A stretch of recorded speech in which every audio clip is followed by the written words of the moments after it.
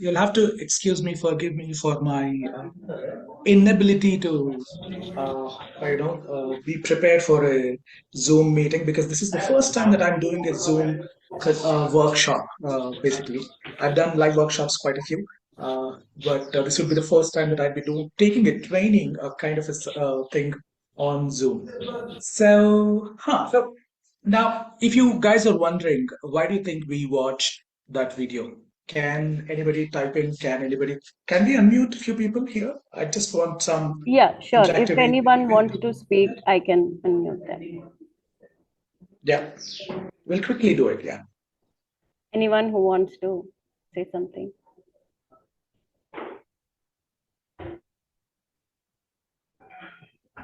Okay. Not many people, is it? Yeah. Someone. Shivaram Reddy. Yeah. Okay. Visualization. Okay. Perhaps. But that's not the only answer. The reason why we are here is because we are all interested in storytelling. No screenplay. We'll get there. We'll get to the elements of screenplay and all of that. I just I just wanted to understand and set the tone for what we are actually up for here. So, what I believe is happening here is the importance of meaning. So, in the largest of universe, we are nothing but biological dust, and we are born and we are dead, and in the largest of universe, we are nothing at all. So what happens then? So it's almost pointless what we have, and whatever we assign, whatever meaning that we give to our lives, is the meaning that our lives will mean ultimately. Because otherwise, there is no meaning to our lives. And we are all interested in stories because stories help us give that meaning to us. So whoever is here, I hope that they're prepared to understand this small one or two elements of things that I want to tell you here about storytelling, and we will take it forward based on that. I'd like to share my document here. Hopefully, okay, yeah, advanced. Mhm.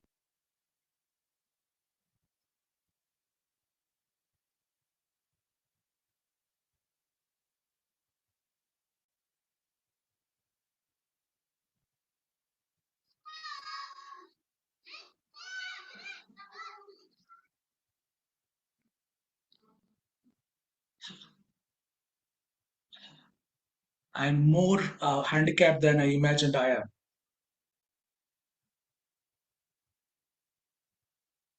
Ha. If you want, if you can drop that file in WhatsApp, I can share if you want. Whatever. Yeah, whichever works. Okay. Or Uh, Sorry? whatever works better for you. If you're able to share it, fine. Otherwise, I can also share it. Okay, quickly, let me do this. Existing, not share whiteboard. Give me a bit. I'll be able to figure it out. Oh, come on. Oh,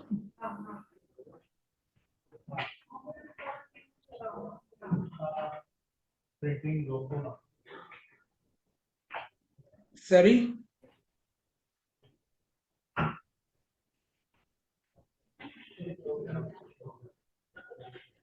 1 second. I'm here. Finally, I think, yeah.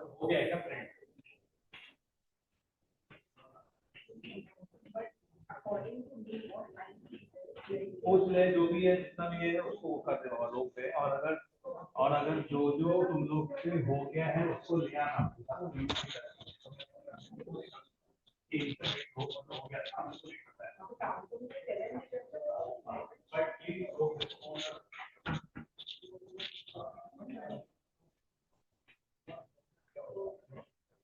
you're on mute. Can you hear me, Banu? Yes. Can you hear me, Banu? Yeah. Yeah, I'm dropping it to you on WhatsApp. Yeah. Sure. I'll have to log into WhatsApp. My God. Okay. Mm. Oh yes. Yeah, on the phone also. Yeah.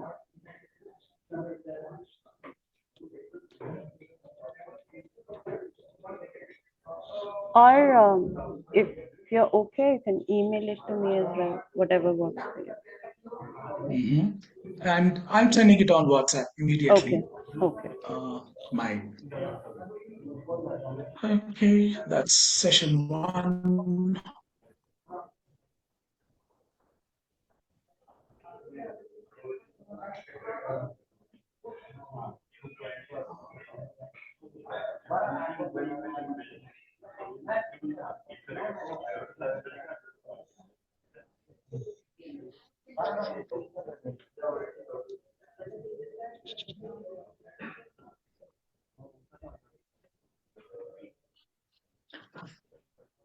Okay.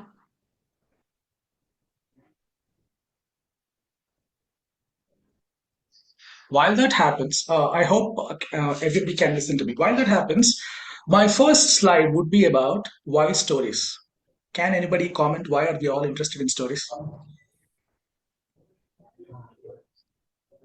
Oh, there are comments. No, not just from anybody. Yeah, please raise your hand. I can. Best way to deliver what you want to say. We know that. Oh, thank you. Yeah. Okay. We're all curious. Absolutely. Morals. Yeah. Okay. Morals. That's a very interesting thing. Okay. Okay. What's in your brain for inspiration? Okay. Okay. That's something. Inspiration. Inspiration to do what? Yeah. That's something. And and what else? Somebody said entertainment. That's true. That's one of the most important things. That's absolutely important. While we are doing this, I'm sharing this with you.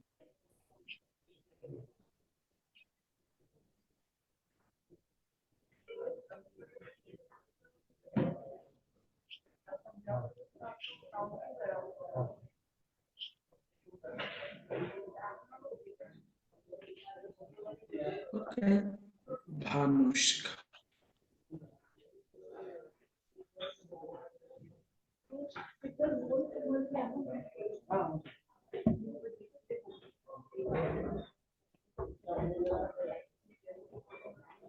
Okay, Bhanu, finally you'll have it.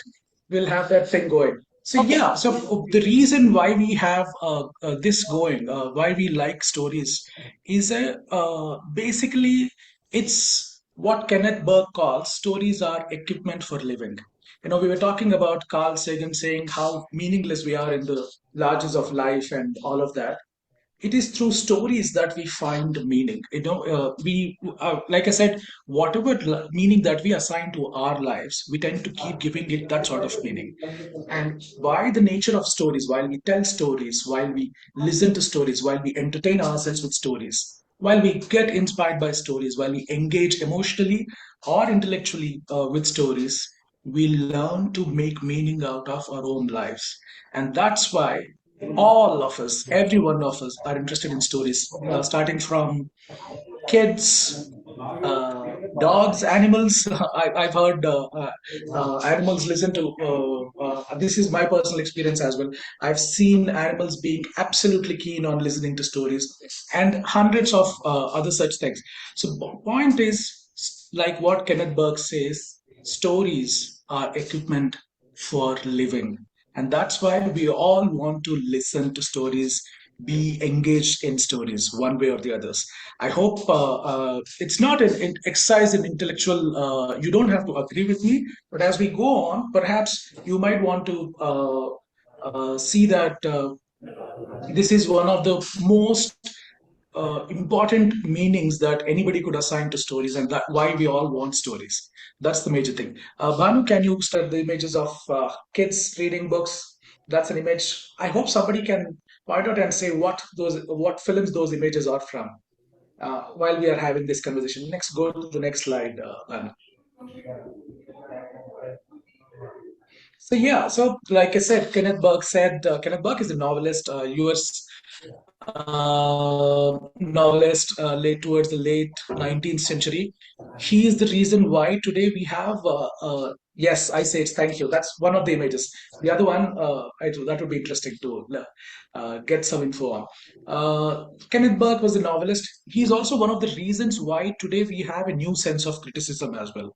And when he gave this definition that stories are equipment for living, it almost coincided with the times of Carl Jung and towards perhaps Freud as well, where they were all trying to make sense of human psychology as well. Anyways, that serious part aside, story basically, by definition, story is a collection of events told. Generally, I'm yeah.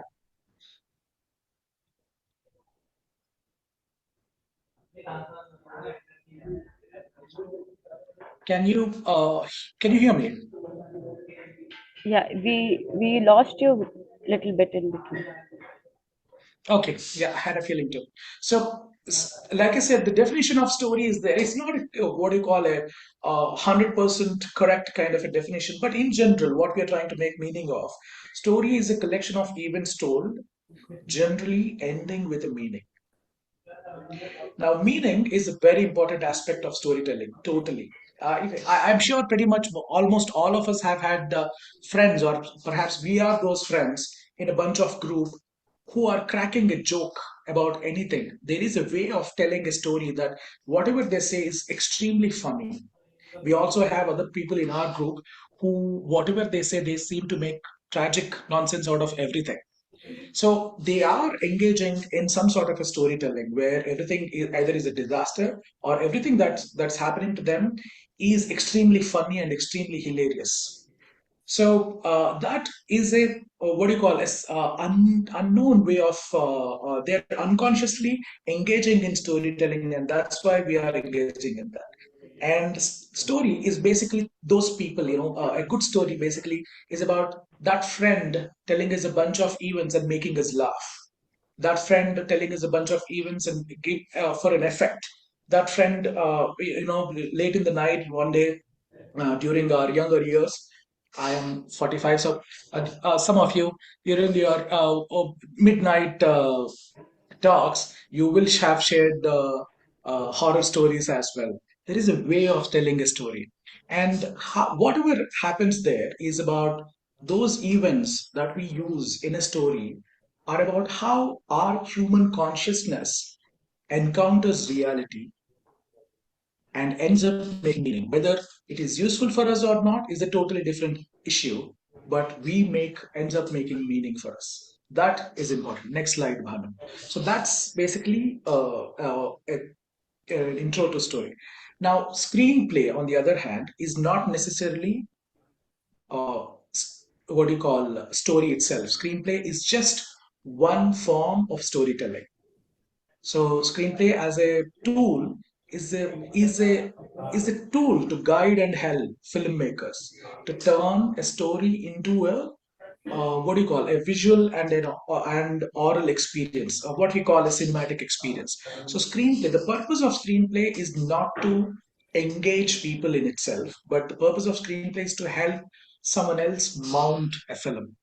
That's how a screenplay is way different from a short story or a novel or any piece of literature or any piece of journalism, any piece of art, basically, whether it is photography or whether it is what do you call painting, whether it is dance form, whether it is theater, all of this. Screenplay is the only art form which is a support form, so as to it can help someone else. Everything else is an art in itself. Of course, storytelling, screenplay, writing is an art, but its existence, the purpose of its existence is to help filmmakers make something out of this. This is absolutely important for us to understand. As screenplay writers, our job is to help, not to what do you call to believe that we are the end be all and the end all of writing. Okay, so that's screenplay writing. and as we progress, I hope we are slowly getting there. I can hardly see people. I'm hoping that I'm making some I'm getting some nods and yeses, so that way as if you can keep texting, keep typing in, it will help me what do you call understand that there is some resonance that is happening.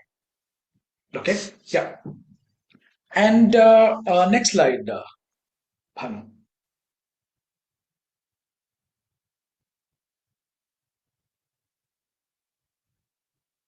Ha.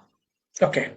So whenever we have a screenplay, first I think it is very important to understand the limitations of screenplay. I had already mentioned the previous limitation. One is absolutely important thing is that it's the purpose of its existence is to help someone else. As in, perhaps I'm a writer, I can also be a director, but my purpose of writing a screenplay is to ensure that it helps me mount it as a film. That's the first and the foremost limitation of screenplay. Number one.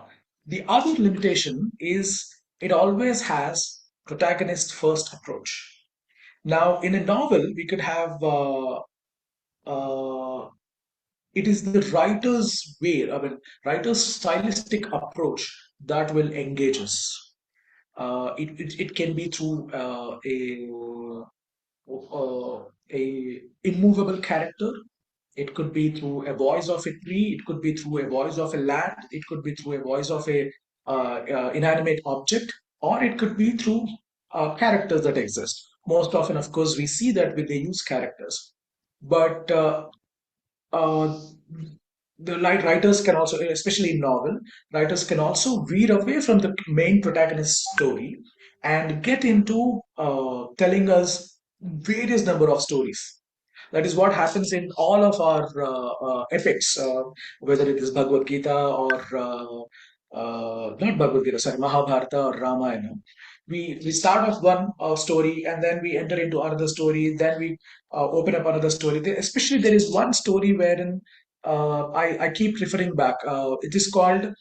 Uh, I don't get the name. What is it called? It is Rama's conversations with sage Vasishta. It's called Vasishta Ramayana. So Rama's conversation with sage Vasishta.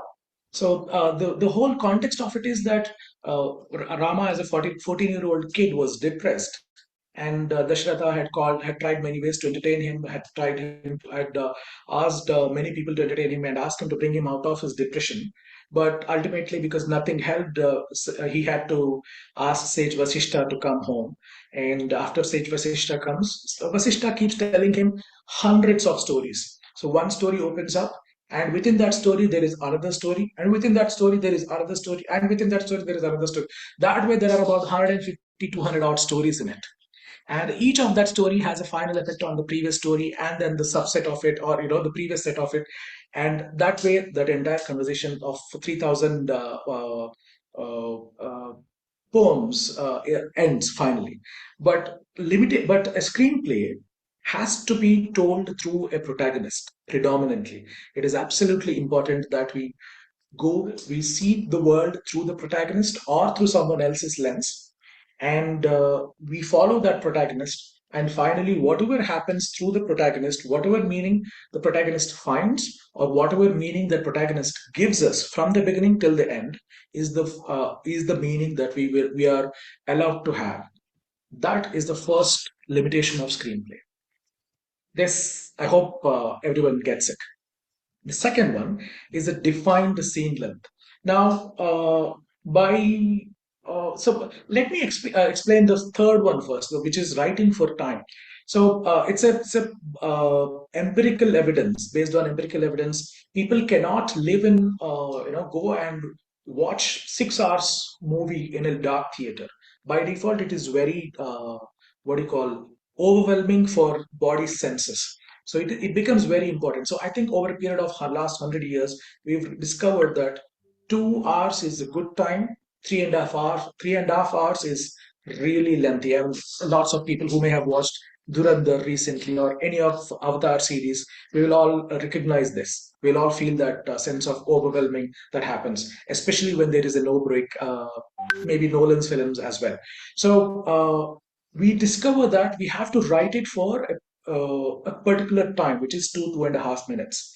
And hence, because we have the time that of two and a half hours in an Indian context, we also need to limit our storytelling to a certain number of scenes. So, for example, if it is 2 hour 20 minutes, 2 hour 30 minutes, so we can roughly have we will need at least 50 to 100 scenes to tell our story in general. So, if you divide those 150, 140, 150 minutes by 50 of your scenes, you will get your average scene length. Unlike novel, unlike short story, writing for a definite time, and you have to create a scene in such a way that you write it for about 2 to 3 minutes on an average. In general, in popular Indian cinema, especially down south, and these days popular Hindi cinema, average scene length could be about 2 minutes. So yes, you will have scenes which is only about 25 to 30 seconds, but there will also be a scene which could be 4 to 5 minutes, but the average length would be about 2 minutes. This is absolutely important so that you can get at least 65 to 75 scenes going for you, so that you can tell your story in a certain way. This is important. I hope you got this. Then writing for visuals. So, like I said, the purpose of screenplay is to help someone. So, the purpose of screenplay is to facilitate imagination, not direct imagination, not overload someone a reader with a lot of imagination. It is to get more imagination from the director, whoever is directing the film. The point is, unless of course you are the writer director, that is totally different. You are also the director of the film, that is different. But when you're writing, you write it to the minimum. Brevity is the soul of screenwriting. I know that you know all of these things, but I think as the limitation of screenplay, I'm sure this could be one of your first times to notice that this is a limitation, and that this is not a rule. This is not a rule. This is not a demand of the craft, but this is the kind of thing that has helped filmmakers over a period of time, and it's like a guideline. What I'm trying to say, and that is very important to facilitate someone else's imagination. And if you are the filmmaker, to facilitate your own imagination as well. That could be a production designer, that could be a cinematographer, that could be a director. That is absolutely very important. And then it seems like uh, dialogue in films is very lifelike. But trust me, dialogue in films is totally different business altogether. We don't speak the language of films in our lives. It seems like that is how we speak, but dialogue is so what do you call edited and rewritten so many times that ultimately comes out as a punchline more than I mean, not create a joke, not for an effect, but even a conversation, it is always written down. It seems lifelike within the context of a story, but it is not. It is always way too short than how we speak in our real lives. That's the one. And of course, the final one, the flow must veer towards increasing conflicts. Ha. So we'll talk about this as we keep going towards understanding conflicts and structure of the film, of screenplay. But as we keep writing one scene after another, the whole purpose of screenplay is to have more conflict in the next scene than in the previous scene. This is not very lifelike. It seems like this is how life should be, but no, this is not how life is. It is a kind of a limitation that we have, so as to write better screenplays, so as to engage audiences, so as to draw audiences into our story. That is absolutely very important. So that's the limitations of screenplay. If you want to add anything, just type in. That would be very influential. A bigger conflict or conflict that lasts longer? No, not last longer. Escalating conflict, but not necessarily a conflict that lasts longer. We will talk about conflicts and the nature of conflicts, hopefully, in the next session. But for today, we'll understand the basic definitions of elements today. So we will get there, Ritva. So next slide, Bhanu.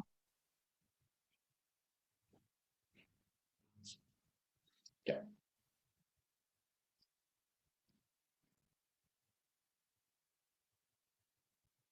Yeah.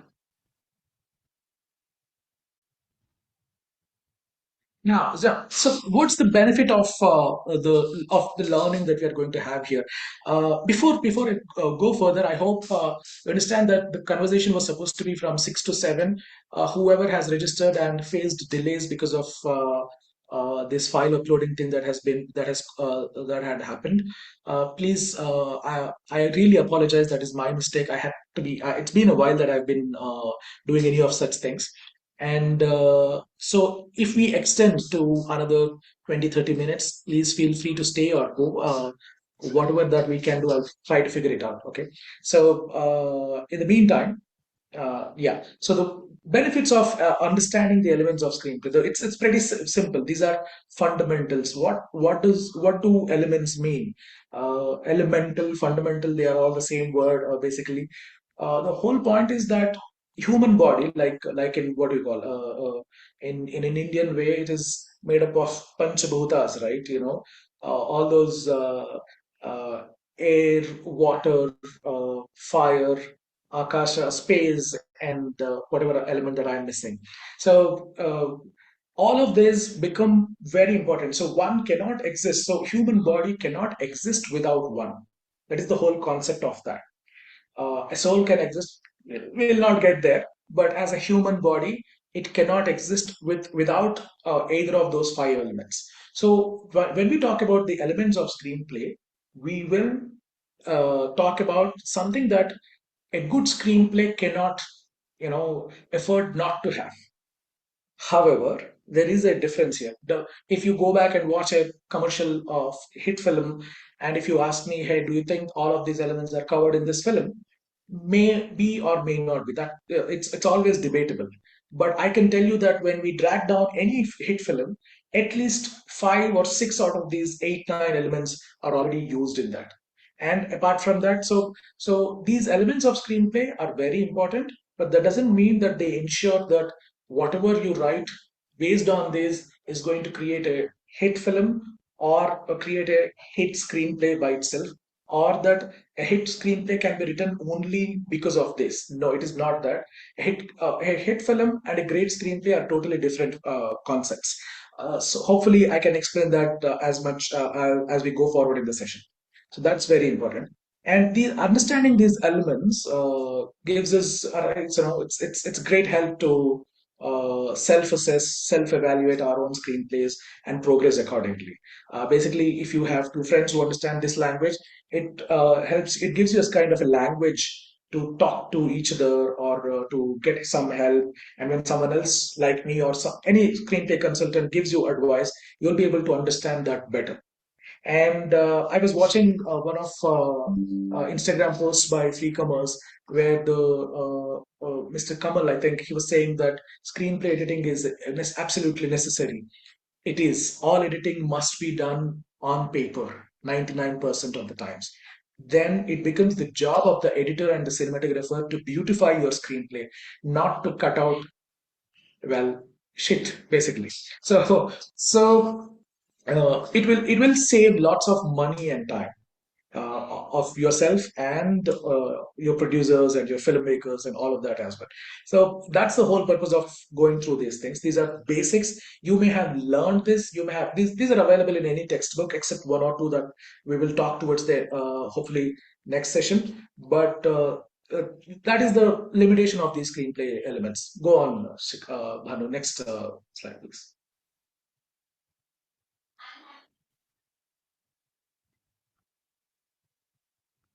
So the first element.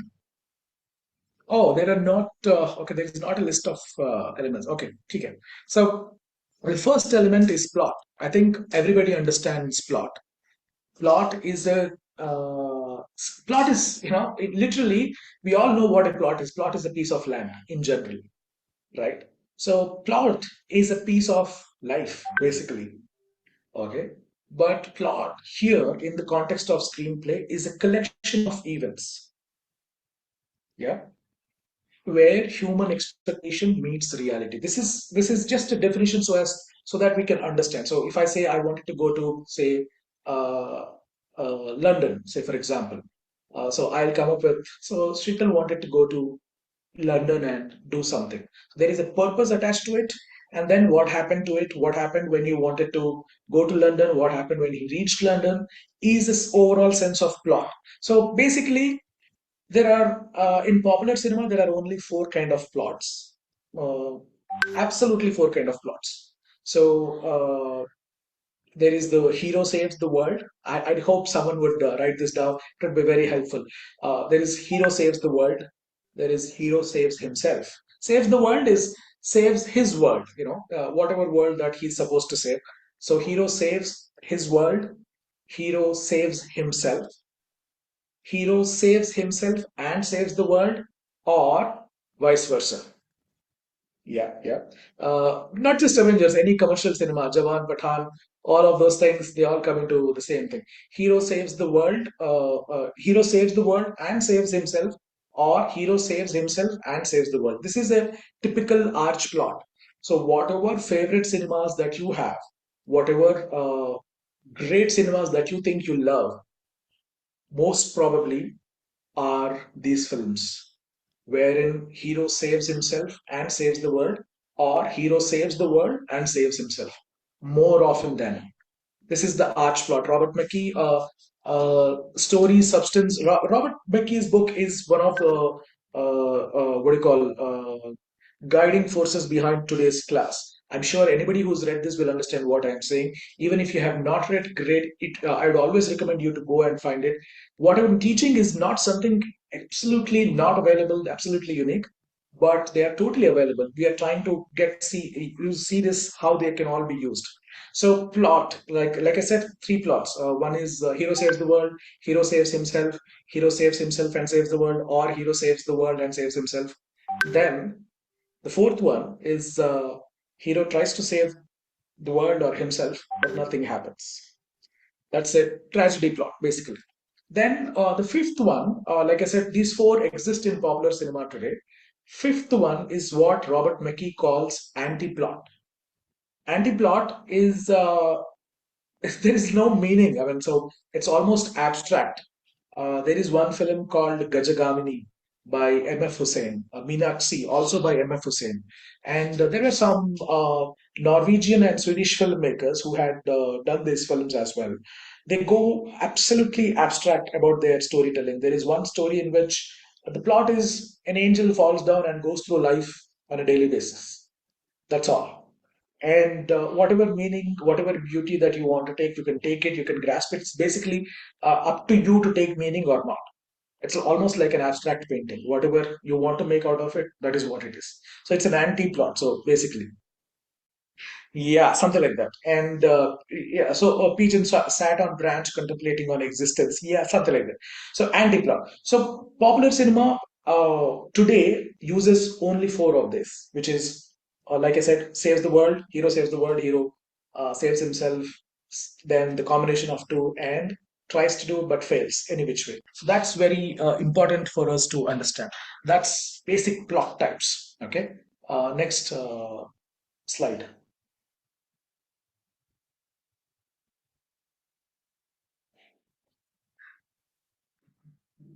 Genre.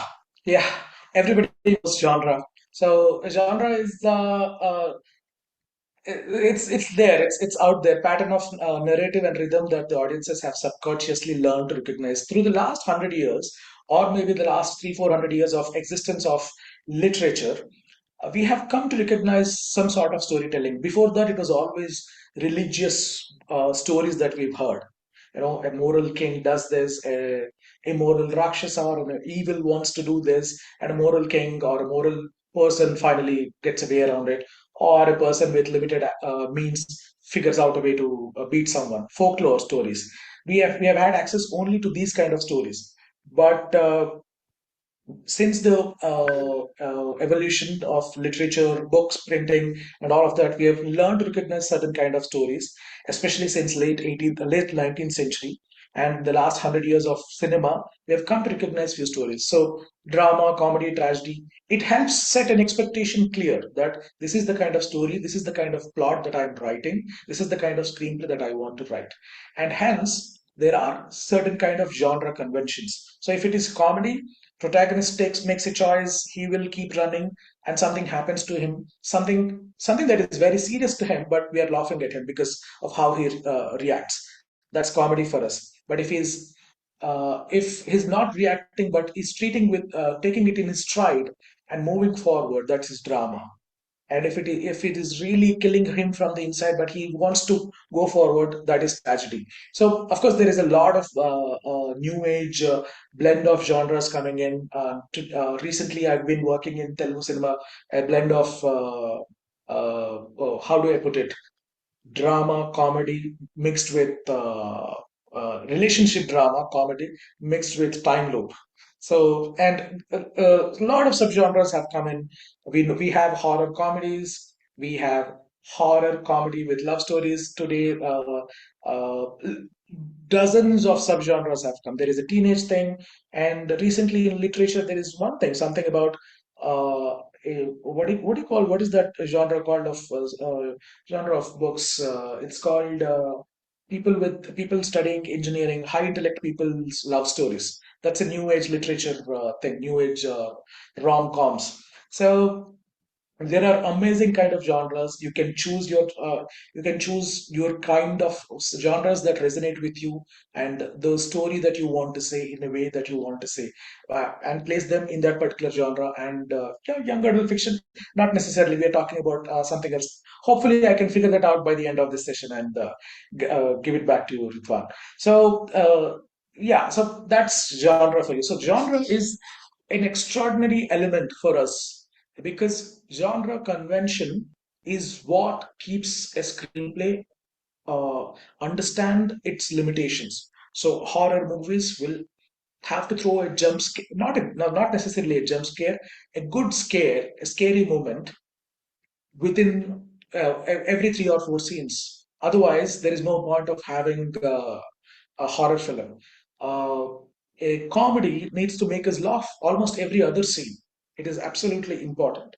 An action film, we need to have our expectation. This is not something. Who says this? No, I think over a period of time we have been fed these stories, and today when we go there and go watch an action film, we especially when it is advertised as an action film, we want action pieces. We want perhaps set pieces. We want amazing VFX. We want bomb blasts, car chases. I don't know, whatever. So that is the most important thing about yeah, stunts, amazing stunts in an action film. So set pieces are really, really important. So genre is something that we have learned as audiences unconsciously, and we have come to agree that this is what you can expect. That is very important for us, for our screenplay writer, as a screenplay writer, for all of us to limit ourselves to that particular genre. Next slide.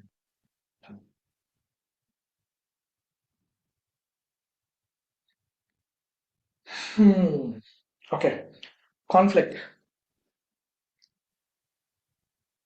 Conflict, like I said, all stories uh, are about finding meaning. Now, conflict is part of our existence. It is almost impossible for, it almost seems the odds of, out of, I don't know, 100,000 sperms, only one sperm goes and reproduces with one egg. The odds of one sperm going and joining with another an egg is extraordinary odds in terms of plain mathematics as well. So for the fact that in the entire universe we are the bunch of living beings that we know of today is a amazing sense of odds as well. But that apart, in general, whenever we want something, life has a way of functioning. It doesn't give it to us easily. One of those cliched films, they say, the cliched lines is when God wants to, when you ask for uh, uh, food. God doesn't necessarily give you food. He gives you an opportunity to find food or make food, kind of a thing. So it seems like a conflict. Conflict is the nature of living. So conflict is the gap between expectation and reality. Here, of course, in our screenplay, it is always the protagonist. Like I said, protagonist is the most important character, and conflict, whatever he wants, it seems like whatever he wants, he cannot get. Most often, there is this protagonist, what do you call a reluctant protagonist, the usual archetype, the reluctant average guy who doesn't have big goals, just wants to get on with life. He's pulled into some sort of a journey because of some event in his life. That's something, what do you call, and whatever he wants then after that, it almost seems like it is impossible for him to get. And the more impossible it is, the more intriguing a story becomes, a screenplay becomes. Because first of all, he doesn't want it, and when he wants it, he doesn't get it. So, and it is this drama. Whenever there is conflict, wherever there is conflict, we are intrigued. And conflict, there are different types of conflict. I'll tell you about that. But conflict is nature of living. I mean, almost life is like that: two cells divided, and hence life formed. So the nature of living is this division, the need to think something, to want something else, to want something else for our own existence, for our own meaning, is something that is very intrinsic for all of us humans. And when a character wants something, when he doesn't get it, no matter what, that is when we are intrigued by that story. That is when it seems like, oh my god, this is an intrigue. So conflict is the running fuel of a story. Conflict is how progress happens within a story. You have to, so for me, without whenever we have a scene without conflict, that scene can actually be shift deleted. Do not write that scene. If there is no conflict in a scene, delete it. It is absolutely important to have a conflict.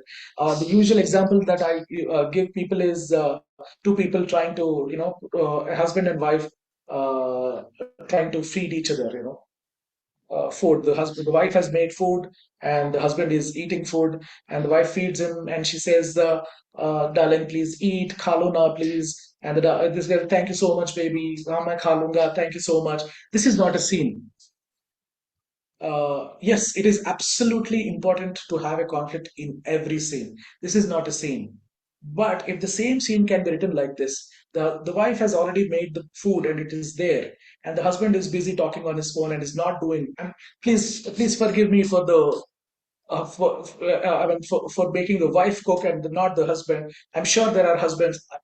I totally believe in that as well. So let's assume that the husband has made the food, and the wife is not. She's busy with her work, and the husband is getting angrier and angrier and angrier and angrier and angrier, and he just goes and he's making lots of noise around, trying to get her attention, grab her attention to get to come to eat food. And finally, they have a conflict, and finally he says, "I made it for you so that you can eat it, and you're doing anything but." And she says, "Oh my god, why are you making such a fuss?" And they have a conflict around it, and finally, but after all that conflict, says, "Just love my khata," or love my khati. And she takes it, and she eats it. And when the husband smiles, we know how much they both care for each other. Now that is a good scene. So point is, there is no all goody, two good people talking about हाँ तू अच्छा है, हाँ मैं भी अच्छा हूँ, लेकिन तुम भी अच्छे हो. This is almost, this is a ridiculous scene. This doesn't happen in general. It is through conflict you have to be able to uh, uh, show the value of a particular equation that two people share, even if they are husband and wife, even if they are mother and son, the siblings, whatever. So basically, that is very important for us to understand. Conflict is the nature of story moving forward. A conflict is the run, is the engine, is the fuel of a story. It is something that we really need to understand. No conflict, shift, delete.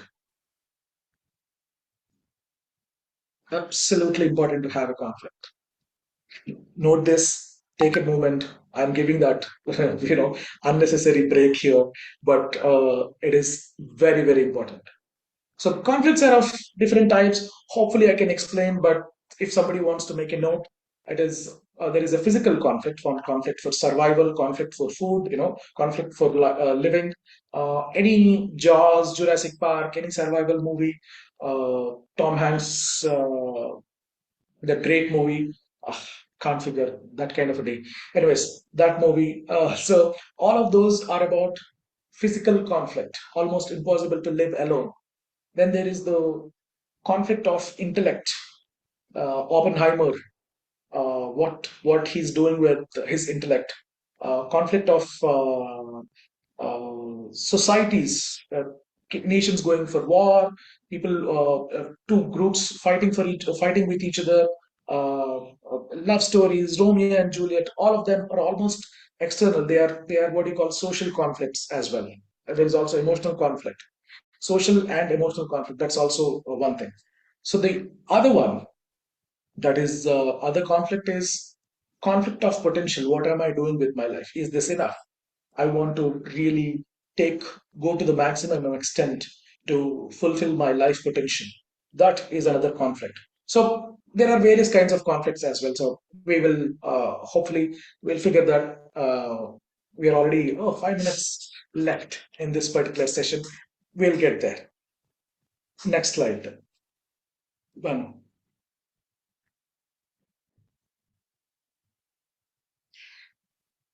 Setting. I will answer. I will answer a lot of questions. I'll take. I have a lot of time. People, if whoever wants to stay after 7, 7:10, please feel free to stay. I hope Banu is okay with that.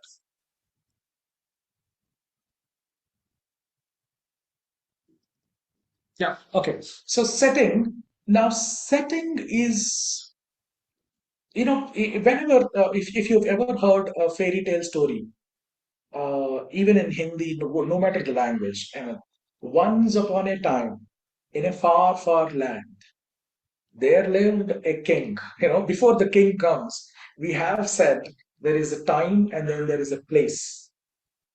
Setting is such an important aspect. Such as there is no story without actually establishing a setting. A great example recently is the work done in Durandar. Extraordinary way that the setting has brought out. Now, previously we were talking about conflict. Every conflict. I'll also tell you about how each element interacts with each other to bring out more and more and more in terms of intensity, in terms of whatever kind of screenplay that you're creating, whether it is a comedy or a tragedy or an action film. Every element interacts with each other to bring out a certain kind of a nature. So here, setting is a physical location and time, but not just that. It is also about values, the moral obligations and ethos of a system, of a society in which your story is placed. So, Titanic is a story placed in Victorian Edwardian era. Avatar is the story placed uh, where most of the major things are, there are capitalists towards one end, and then there are naturalists, who live with basic minimum, bare minimum, and they believe in certain kind of ethos. So this is absolutely must and should for all of us writers to understand. There needs to be a setting, there needs to be a certain kind of a value and ethos that your land, that your setting creates. And that is why we choose a kind of a setting for whatever story. Why did James Cameron choose Edwardian era for Titanic, and why a far distant moons of some planets far in the universe? There are reasons. There is a systemic way of there is a function for each setting. for each choice that filmmakers make. It is very important. Setting is such an important thing. For that great film, Lapata Ladies, it happens in villages.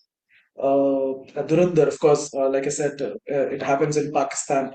And if take any film that you like, you will know that the setting has a certain kind of meaning that it evokes. That's important of setting. And next, forward.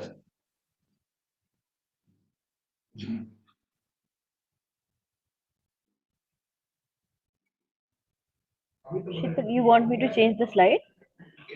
Yes, yes, please, Oh, yes. Ha.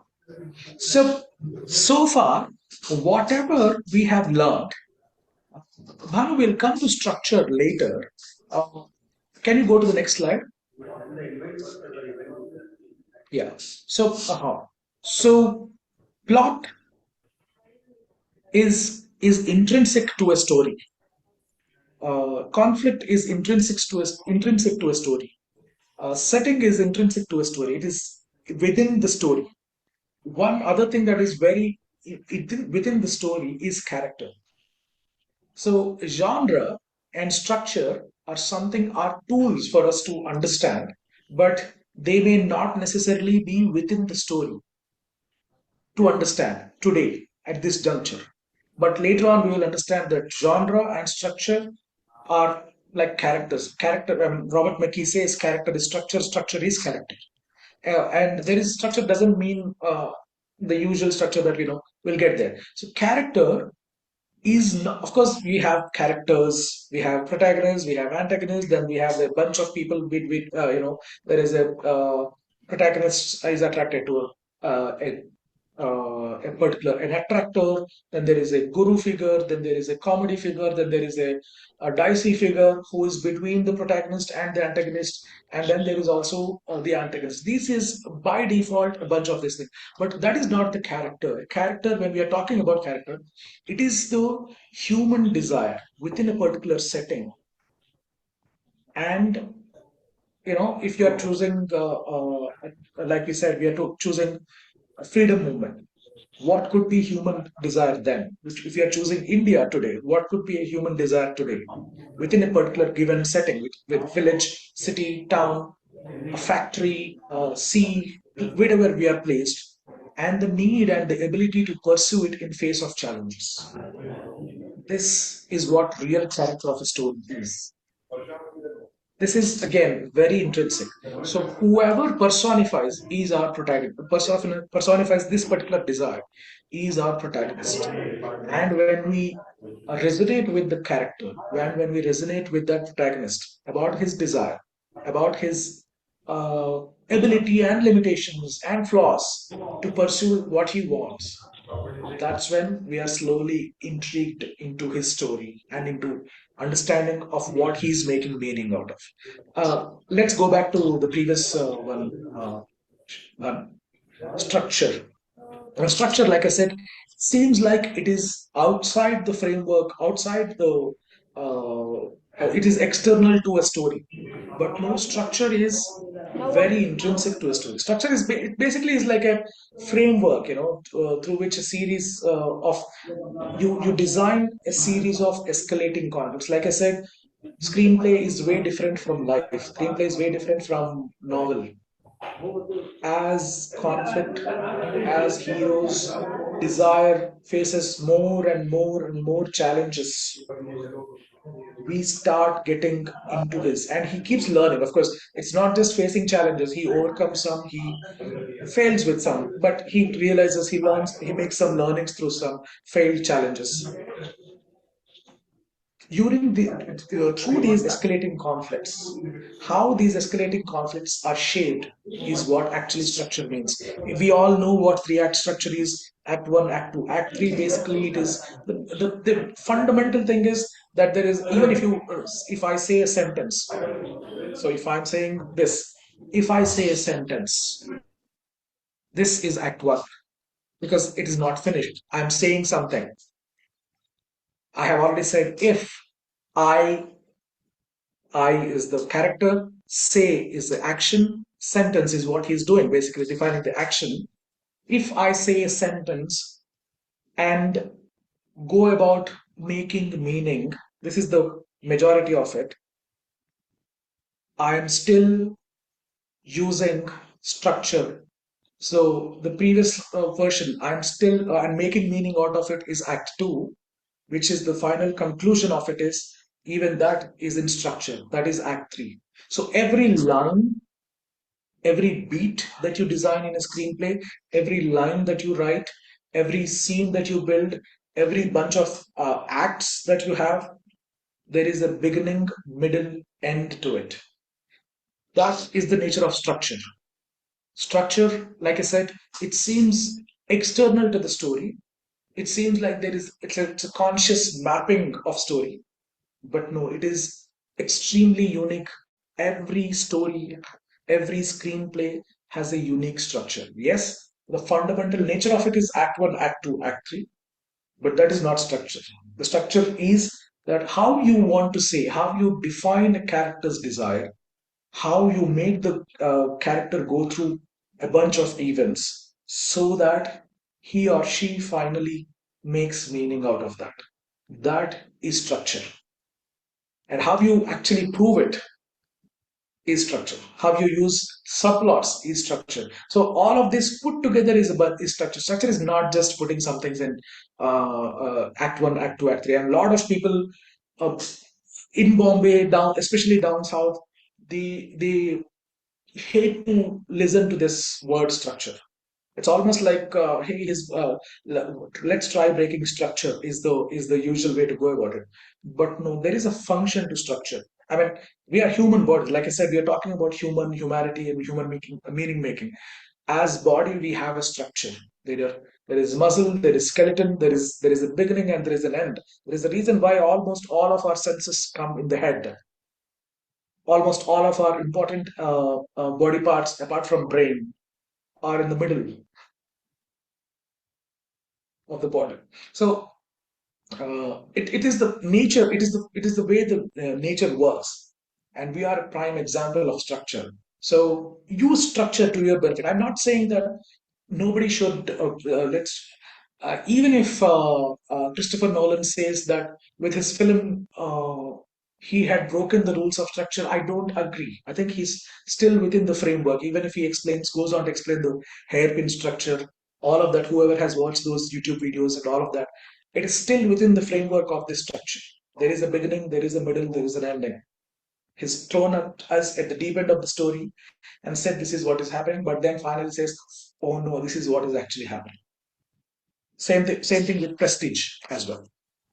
So, Banu, we'll have to click to skip the next one, character, and then the thing. So this would be, then we come to the spirit of the spiritual side of storytelling. So if you understand genre, plotting, and structure seem like the physical nature, physical side of the story. Character and the setting seem like they are mental and emotional side of the story. Setting gives us, like I said, values and ethos of a particular society, of a strata of people, and character is about how a person is, how generally people are. So they give us mental and emotional side of a story. But the real side of the story actually comes from the last three elements, which is principle of antagonism. The second one is theme, and the last one is aboutness. I do not know a lot of people discussing aboutness. So that we will talk in the next session. For now, principle of antagonism is something that where we'll end today's conversation today. And principle of antagonism, to define it, it is the worldview and belief of a setting.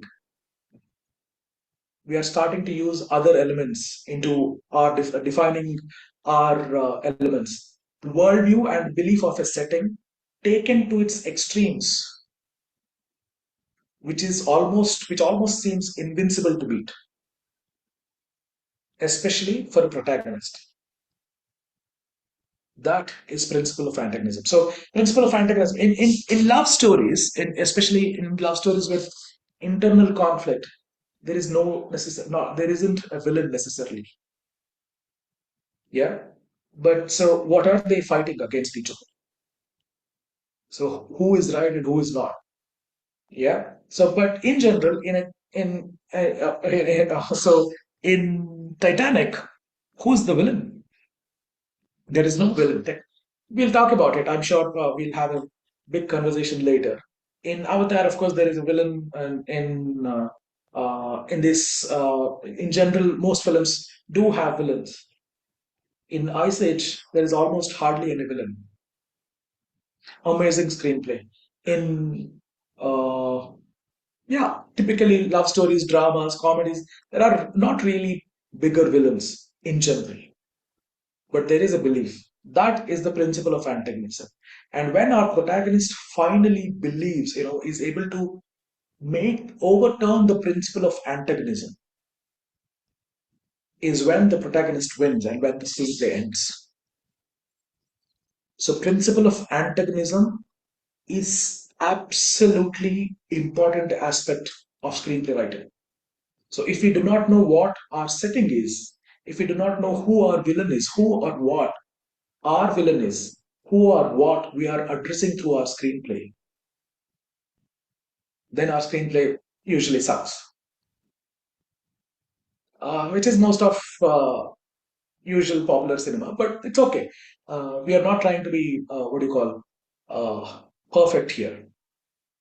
Okay, so that's today's bunch of elements. There are two more, like I said, themes and aboutness. We will talk about elements of screenplay again a lot more as they come together, and how a log line, a simple log line, can bring out all these elements of your screenplay and will help you uh, write a better story, develop a better synopsis, develop a better treatment, and develop a better screenplay over a period of time. That would be the part of our next session. So that's the end of today's session. I'd really like to open this up for a conversation, please. Thanks, Bhanu. Thank you, Sheetal sir. Thank you so much. It was wonderful listening to you. And I'm sure it might have helped a lot of people who are trying to begin writing and want to learn. So this is like the right way to start. I'm open. We can open for questions. Please raise your hand if you have any questions.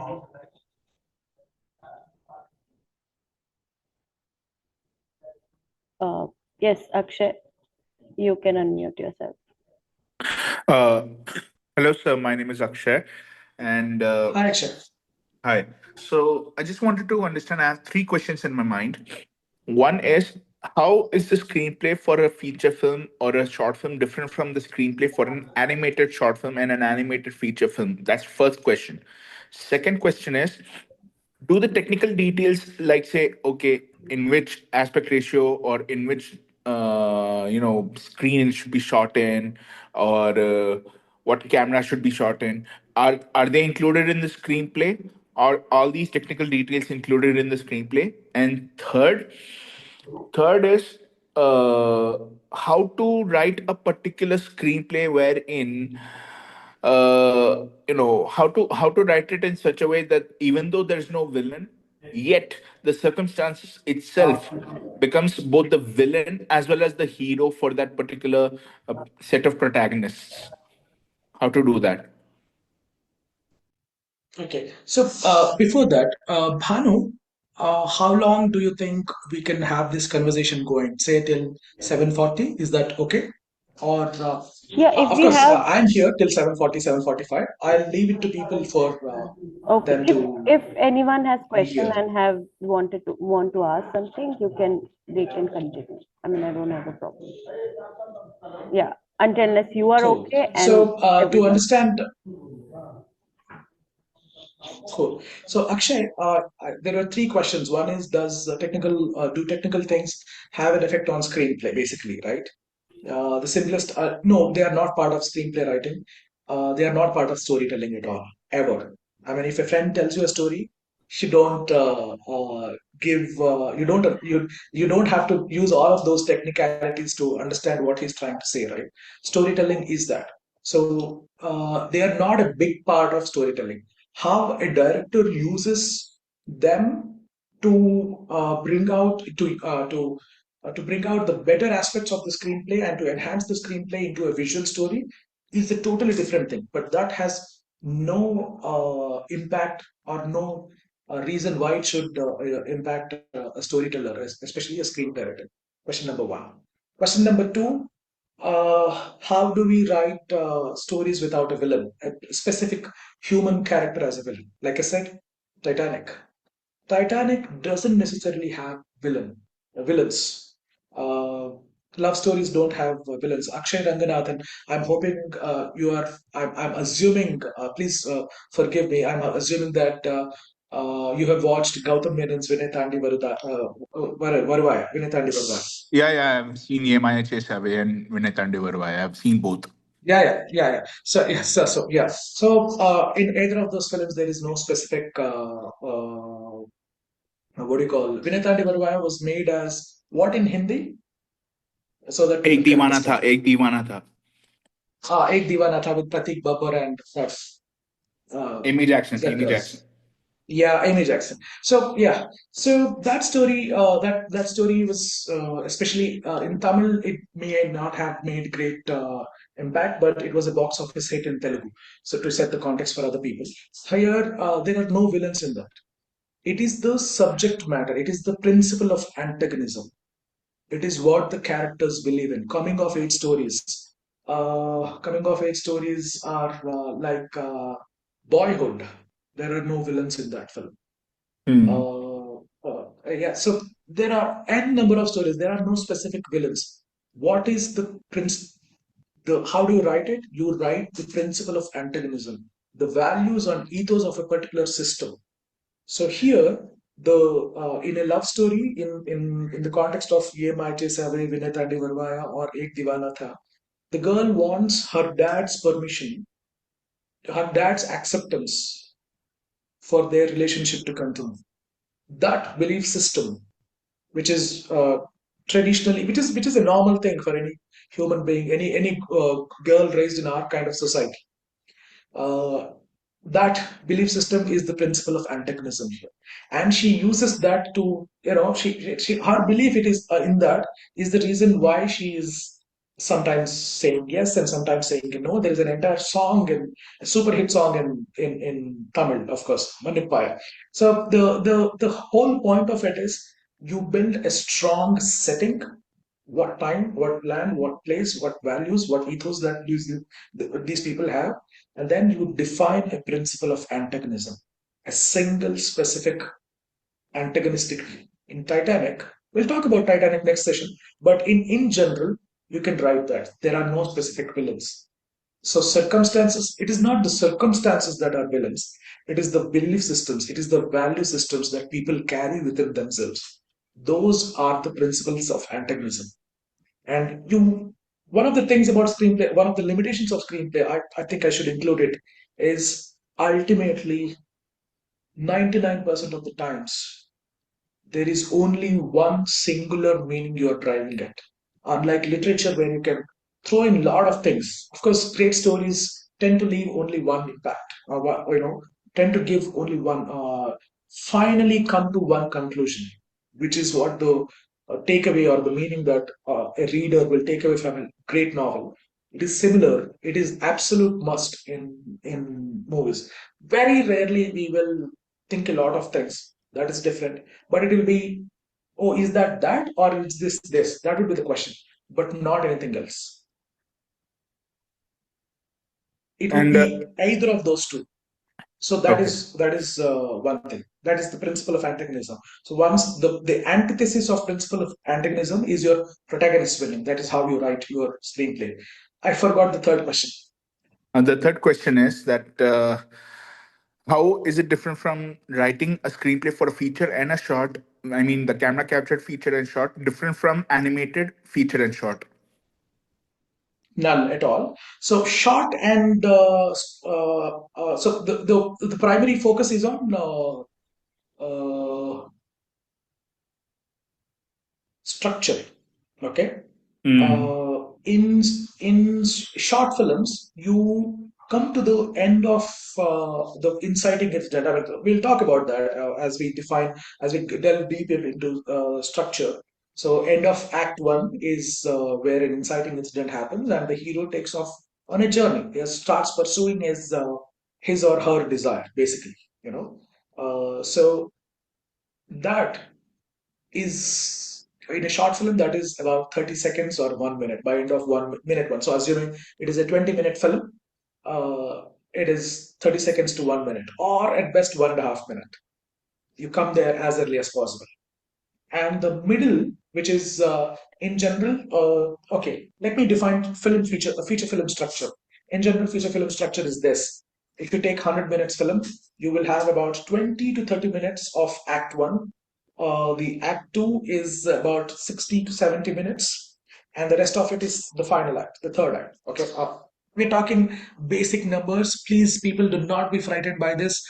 It is not how you should calculate your structure, but this is so that I can prove a point to, I can communicate to Akshay, not to say that this is how it should be. Okay, so when we when it comes to, so yeah, 20 minutes Act 1, 60 to 70 minutes, 20 to 30 minutes Act 1, 60 to 70 minutes Act 2. So whatever remains, the final thing is the Act 3.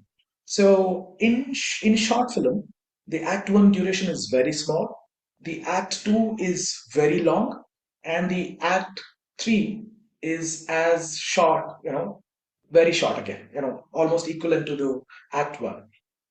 That, except this particular difference, there is not much of what you call difference in, otherwise there are no differences, whether it is an animated short or an animated feature, whether it is a short film or a thing. Yeah, when you write for animation, there are things that people expect. I mean, if you are doing Anomalisa, that is another way of looking at story. But we're not talking about the exceptions here. We're talking in general stories. We are looking at what happens to if you are making an animation film of a normal human life, then there is not much of a difference. But if you are setting it up in a weird world, like toys speaking to each other, and they want to keep the owner of those toys happy, if that is their thing, now you expect a lot of setting based drama, setting based conflicts coming out of it. That is an add on limitation, but that depends on the setting. But otherwise, predominantly, there are not much difference, fundamental difference between storytelling for short and filmmaking, except this point, which is structure. Very small Act 1 and Act 3 compared to how they are in a long feature film. Akshay, so we'll close this. Okay. We'll have questions from other people. If you have any other thing, just type in. Hopefully, I'll make notes of it. Yeah, Sampath can ask. Yeah. Go ahead, Sampath. Yeah. Hello, sir. Hi, sir. Hi, sir. Yeah. So, what should be the minimum and maximum length of a scene Like I said, for a movie? yeah. Typically, a good visual is a beat, if you call it. Typically, it takes about 4 to 8 seconds. Please, I mean, so again, numbers, people, please don't be scared by it. It is just an assumption. 4 to 8 Okay. seconds makes a good frame for us to understand what's happening in a particular shot. Okay. Okay, Yes. so, and to make more meaning out of it, we will need at least 3 different frames or continuity of about 16 seconds. So if you have to look in terms of beats of 4, I mean, so again, this is Okay. related to music as well. Aditalam, or the 4/8, the basic tune that we all like. Okay, Okay. 4/8 is a fundamental beat. Okay, I think 4/8. I hope Aditalam, basically. I mean, if I'm wrong about 4/8, please forgive me. So the point is, Okay.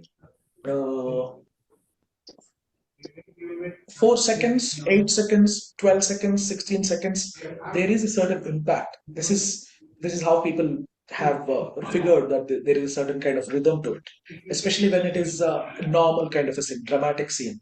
When it is horror, when it is typically a little more conflicting, more intense scenes, it comes to 3, 6, 9. But that's a different beat. The point is, 4, 8, 12 is a good number. We need about 20 to 30 seconds, the least that we can have for a scene. Generally, but however, when we are 15 seconds, when sir. we are Your finally voice editing break. two sequences onto each other. Say, for example, one guy is running towards getting something, and someone else from Okay. other place is also running for that. Then we are interacting. We have already established what they are doing. We can cut to about 3 seconds or 4 seconds each. But that Okay. is not a scene in itself. It is an edit calculation. It is not a scene calculation done by the writer. Okay. Okay, so Yes. in general, it is about 4 scenes. Now, if you talk about uh, conversational films, Yes. what are conversational films in Hindi? Uh, I Conversation. don't remember a lot of them. If you take The quote scene films, typically, the final act is a long conversation in a one scene. yeah, yeah, yeah. It Yeah, could yeah. go on till 20 minutes as well. So there is Yeah. no maximum time limit. It is, like I said, like 12 Angry Men is just predominantly happens in a, Yeah, yeah. yeah, Three Office is an example In a room. perhaps. So Yeah. 12 Angry Men, Yes, and sir. Yes. the last part of the film, when the major 80% of the film happens within one room, right? So we True, are sir. not Yes. necessarily changing anything. Yes. So that, so if you really are able to differentiate, and if you are able to bring up your conflict, raise intensity in conflicts over a period of time within a particular scene, and if you are able to Okay. make, if you are able to get a director who believes in you and a producer who believes in you, it can just be one scene film. Ultimately, it helps you to realize what is act one and act two and act three. Like I said, you define based on your story and your screen. Got it. Got it? Yeah. Also, I have one more question. Yes. So, do we have time, Banu, for another question? Let's give chance to someone else also, and then at Others, last we yes. can get back. Yes, yes, yes, please. No worries. Yeah, okay. Thank you, sir. Srinivas, you can ask the question next. Srinivas, I think that's the question. How is principle of antagonism related to the protagonist's belief system? And when will the story end in terms of these two factors? Okay, so there are only two ways that it functions. Okay, this is almost like a rule, but there is no specific rule as such. So there are only two or third combinations of this. What the protagonist, what the antagonist, the principle of antagonism, the protagonist is an exact opposite of it. Number one. Number two, protagonist thinks similarly to the principle of antagonism. He too is part of a system. He too wants the same thing that the villain wants. But by the end of the time, he pursues his goal. Comes up fully to understand the nature of his desire and nature of his desire to pursue that goal. He sees the flaw with this principle of antagonism and then changes it. So these are the only two ways that a protagonist's belief system and the principle of antagonism interact in a film, typically. The third one is protagonist has no belief whatsoever, but he's dragged into the principle of but still, again, like I said, either he's absolutely opposite of it, or he almost thinks similar to the antagonist. However, there is one film. mm, Again, it falls into the point of anti-plot. A man, he's a nobody who becomes the president of US. Hopefully, I can figure that. Like it's a, but it's a very rare thing. 99% of screenplays, it is only two things. Things like the protagonist are absolutely opposite of what the principle of antagonism is.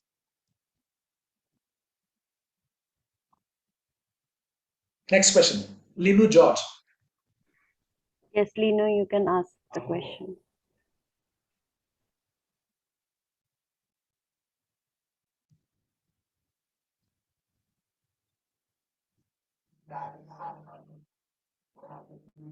Hi, Lenu George.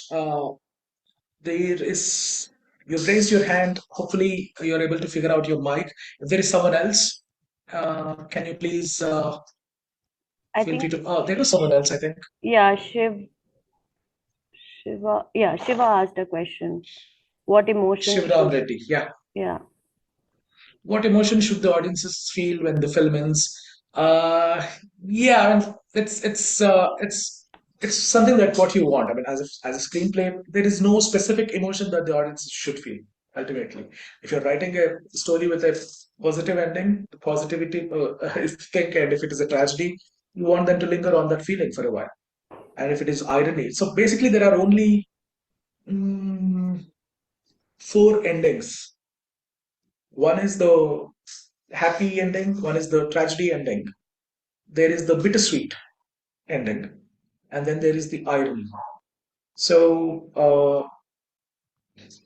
happy endings, we all want to feel happy. Love stories when they things end. Typically, Hindi cinema, Telugu cinema, all of Indian cinema, most of Indian cinema, we all want happy endings. I think even Hollywood, we all want happy endings. But tragedies, Devdas, or lots of love stories, Romeo Juliet, again, dramas and stuff like that. Typically, they are tragedies.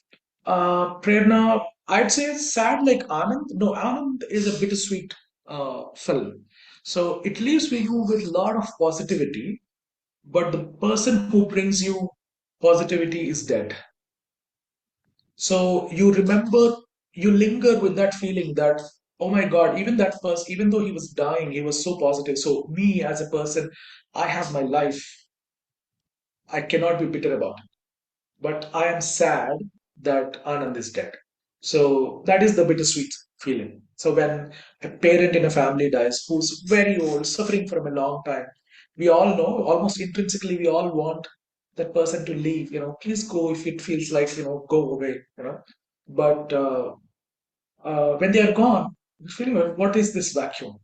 But we are also happy that the person is gone and he or she doesn't have to suffer and we don't have to suffer helping him or her. That's the bittersweet thing. Irony, uh, extremely difficult to achieve as an ending, extremely rare in Hindi cinema. The last time that I remember is what? What is that song? Dibakar Banerjee. किसे पूछूं किसे बोलूं क्यों बेवजह सा है कि बेजुबा सा है I don't know that film Kalki Kekla and Dibakar Banerjee film Imran Hashmi film that has solid irony to it. Then there is mm, that famous comedy film Satish Shah Nasiruddin Shah film. Oh God, today is the day that I cannot recollect names. Otherwise, I'm generally good. So it's just one of those days. So please, anybody, if you can help it, really great film, directed by Sudhir Mishra.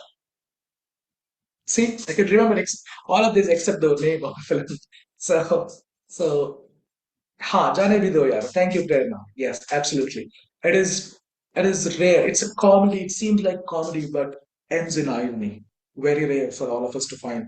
Uh, Devdas is tragedy, and irony is uh, there will be blood. P.T. Anderson, Paul Thomas Anderson's films, Coen Brothers films, lot of irony. So there are basically four things that audiences generally feel. But again, depends on the kind of film that you want to make and the kind of person that you are. Horror film, nobody comes out feeling scared. Either they are feeling tragedy or I mean, ultimately being entertained is one thing, but it is not the feeling. It is just a time pass thing. I mean, of course, there is a place for horror film. There is a place for films like Houseful, David Dhawan's films, but in general, you know. Yeah. Next question. Linu, hopefully Linu George is here. Yeah, the team Oh, understands my question, but maybe let me put it forward to you in this way. See, if yeah. you look at the movie Bahubali, where the Mhm. Shivagami, the character, plays the role, we in real life do not find such a character, nor the dialogues. Yes.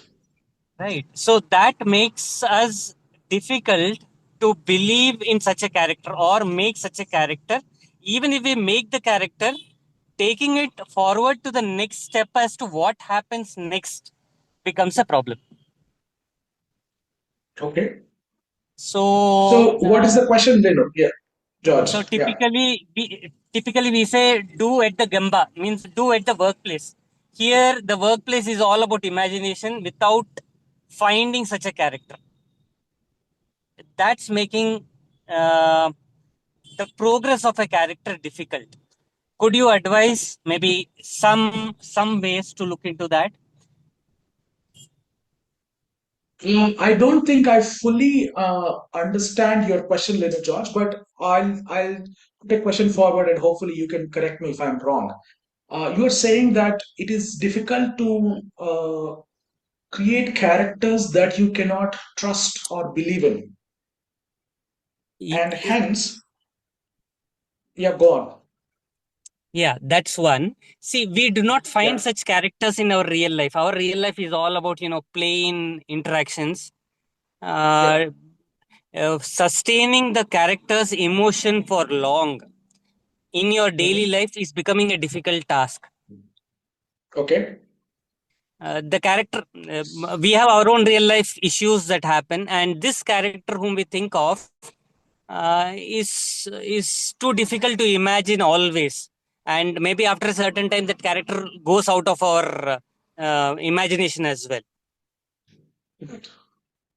So how you build a character is extremely interesting. Okay, I'm talking only about building character. I'm not sure if I'm addressing your question, Lenu John. So Mm. the point is where characters come with flaws. Okay, especially Yeah. someone like Shivagami in Bahubali, or someone like how do you put it? Who is the short guy in Game of Thrones? What is the Tyrion, right? Can someone correct me? Yeah, Tyrion. Tyrion. So Tyrion. So each of these characters have a specific spine to them. Now, spine is a solid belief system ingrained by characters' flaws. And now, if somebody wants to make notes of it, please do. Flaw, somebody told me at SonyLIV that flaw basically means past failure, past loss, things that I avoid because of failure and losses. And W is weaknesses, conditioning, FLAW. So each of these characters, you have to figure out a spine based on this. So I know particularly well that when Sandeep Reddy Vanga wrote Arjun Reddy, or what people know as Kabir Singh, he wrote about 50 pages of backstory or more about what may have happened as Arjun Reddy the boy was born, or what happened before he was born, and till the point that the story actually began, which is in college. This is backstory. Now, backstory is not part of, is not flashback, not flash cut, not story moving forward. Backstory is just backstory so that you start developing a spine in a character. So, whenever, so I think, yeah, I can address your question. Whenever you are finding it difficult to believe in a character, it basically means that you do not know what the character wants, or if you know what the character wants, why it actually wants it, and if you know why and what it wants, you do not know what may have happened in its life, in that particular character's life, so as to want this, and want this with so much intensity or such lack of intensity. So here Tyrion is an amazing character. Shivagami, again, there are lots of loopholes. Ultimately, that is the reason why Bahubali, we are entertained by it. I'm a Telugu guy, I should be proud, but I'm not, because I'm entertained by Bahubali, but I don't remember Bahubali as a great story in my head. right? So why did, again, if you ask me, why did if you get into that debate of why did Bahubali work, because there are other elements that work within Bahubali. There are different ones. Point is this, that when you want to write a character that you can remember, you write a lot in terms of backstory. You create a body of work, dig deep into that particular thing, use your imagination, and see. Put people that you know. This is one trick. Put people that you know into that character. Say, for example, hopefully, we know a father figure or a teacher figure who has no inkling to this character or no likelihood to this character. Put them into that character's shoes and give them that value of that character and see how they pursue it. It gives an amazing twist to that character. You will figure that out. Sir, I just have one Hopefully, Little question. George, yeah, Tejas Srinivas. Before Yeah. we go there, Tejas Srinivas, 1 second. I hope Little George, I hope I have addressed your question. If not, hopefully in the future, the next session, maybe I'll figure out a better way. And in the meantime, hopefully you can also figure out a better way to ask a question so that I can address it properly. Thank you. Yes, Tejas Sure, Srinivas. sure. Thank you. Sir, earlier we were discussing that there should be a conflict in every scene we write. So I wanted to ask you, if we have developed a conflict between two characters in a story, how important is it to resolve the conflict within the story before the story ends? So, depending on the ending that we talked, like I said, irony, bittersweet, happy, tragedy. So there is this film called Ghazni, right? Ghazni. What is that called? Ghazni. Amir Khan Asin film. Rajni. Murugadas. So Yeah, yeah, Ghazni. Ghazni. So in that film, there is this thing. She never realizes that he was a rich guy. You know, she never realizes because in that particular story, that not realizing who he was has an effect. There is another Telugu film, Tejas Srinivas. I'm assuming that you're a Telugu guy. So there is another Telugu film in which it's what is it called? Dulquer Salmaan and Mrinal Thakur film. So in which the heroine Sitaramam. never realizes. So the hero never realizes that she's a princess or Sitaramam. some sort of a thing. Sitaram, yes. So the point is, there is a need, and if it is a happy ending film, you will resolve all your conflicts. If it is a bittersweet film, you may not resolve all your conflicts. If it is irony, you may leave with a lot of conflicts unanswered, address only one or two. And if it is tragedy, you will leave a lot of conflicts unresolved. It should really dig deep. One tragedy film by Anurag Kashyap, I think, is Ugly. Leaves you with a lot of unresolved questions about nature of humanity. Yeah, I see no more hands raised. Bhanu, Yeah. So we I can. think Shivaram Reddy has. Yeah. Yeah, Yeah, sure. I have immense patience. People, please respect Bhanu's time. She's been patient with us. I wanted to really appreciate what she's doing in general with Freecomers. I'm hoping that I can be of some help for her. Anyways, go ahead, Shivaram Reddy, please. Yeah. Thank you so much, sir. Thank you for the wonderful session. So, my question here is if my story is bad, can I make it a great screenplay? Mm, no. Okay. Why and why So not? you have to define why your story is bad. Because not every okay, Ram Gopal Verma is the culprit here who said every story, anything in the world can be made into a great screenplay. No, it is not true. Like I said, limitations of screenplay are pertinent. We have to appreciate the limitations of the craft itself. Like, even though there is a storytelling happening within an advertisement, there is a purpose, there is a nature to it. But that doesn't mean that we can sell everything and anything within a particular way. Similarly, so there is a reason why stories are bad in general. There is no transition, no change in meaning for characters. However, in tragedy, there is an attempt to make a change in meaning, but it is not achieved. That is why it is tragedy. So if nobody wants, if there is a character who wants nothing and does nothing, there is no film. So if your story is bad, you're in either of these elements. So all of these elements, combination of this, there is no principle of antagonism. Nobody stopping anybody. There is no conflict. There is nothing that is happening.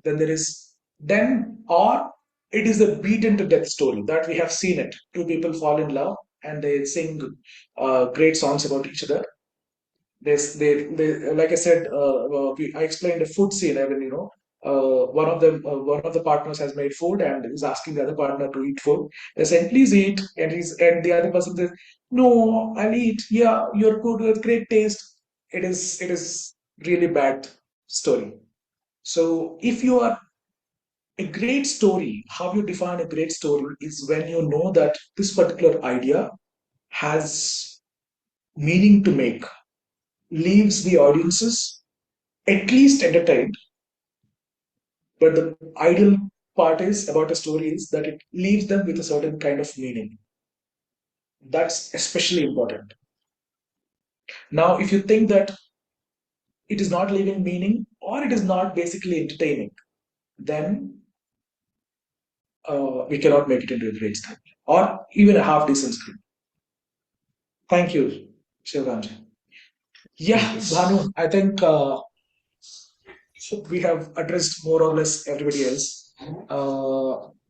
If you have any comments, so please understand that there is a next session happening around the same time next week, and I'll continue from where we left, principle of antagonism, and we'll try to figure out how loglines have functioned in such a small way that they bring out all the elements, almost all the elements into a story, and how they give us a direction to what we want to do.